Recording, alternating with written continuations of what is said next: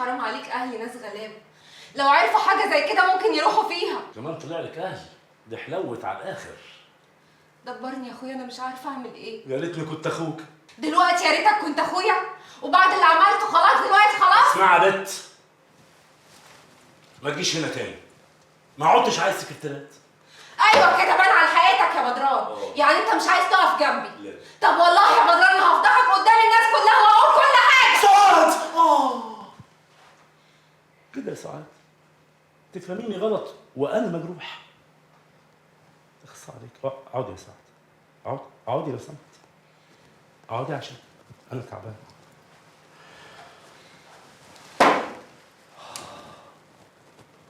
انا قصدي انت في اجازه مفتوحه على الاخر عشان تريحي وعشان اللي في بطنك، ومهيتك ماشيه زي ما هي عشان تتغذي وتتقوتي، مش عشانك انما عشان ابني. بس يا ريت تسلمي الورق اللي عندك عشان ده بتاع ناس ملناش فيه. واتفضلي يا ستي، ماهية شهر قدام عشان تعرفي قد ايه انا بحبك.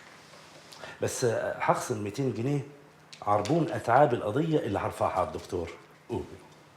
قومي تعالي في حضني يا ام ابني. يا ترى سميتيه ولا سمه انا؟ اسميه انا.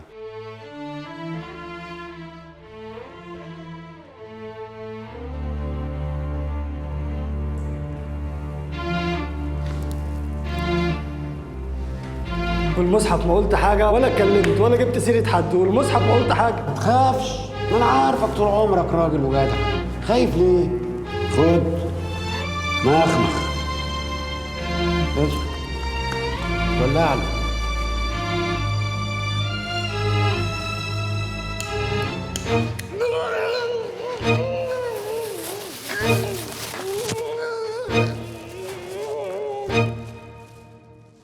بسم الله الرحمن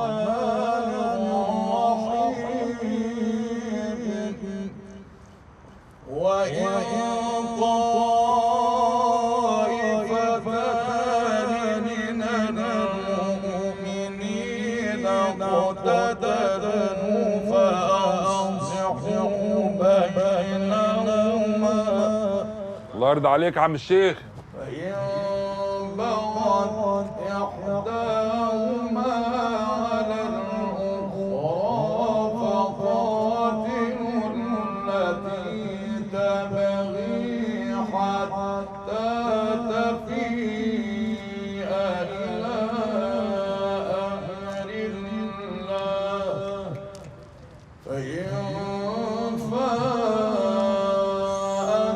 فأصلحوا بينهما بالعدل وأقسطوا إن الله يحب المقسطين. إنما المؤمنون إخوة فأصلحوا بين أخويكم واتقوا الله لعلكم ترحمون. صدق الله العظيم.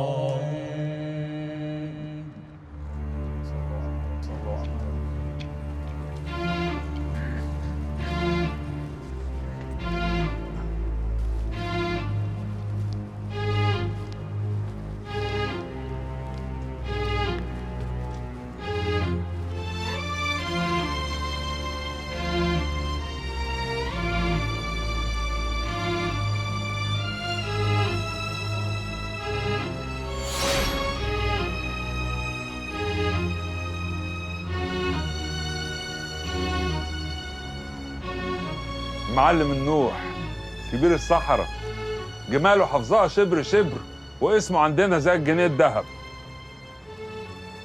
ابنه براءة، أشقى خطر في المنطقة وأسرع موزع في السوق، واسمه مكتوب بالحبر السري عند الداخلية لغاية دلوقتي.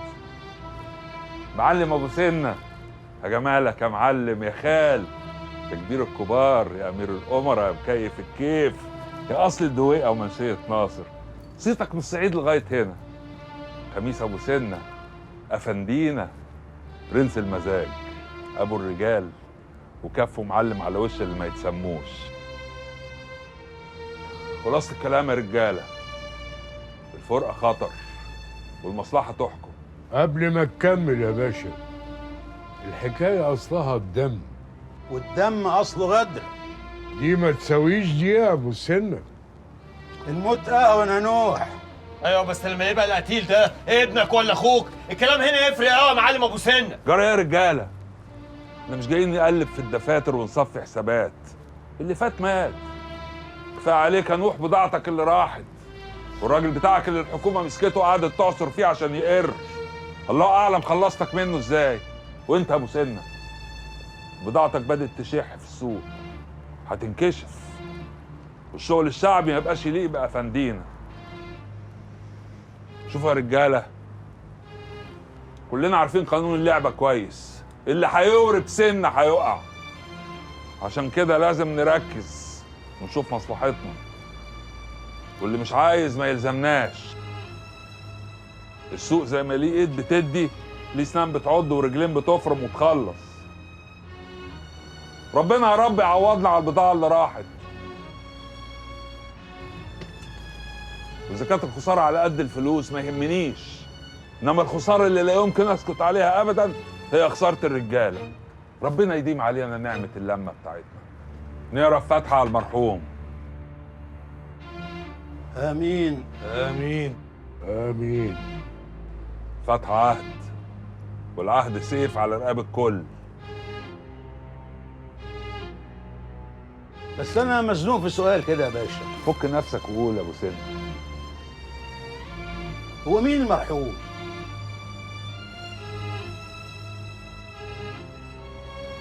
مرحوم يبقى الطار اللي بيننا وبينهم يا خال.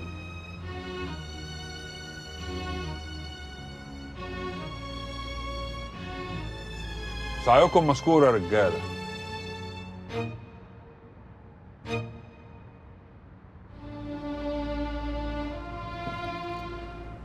استنى انت يا خميس.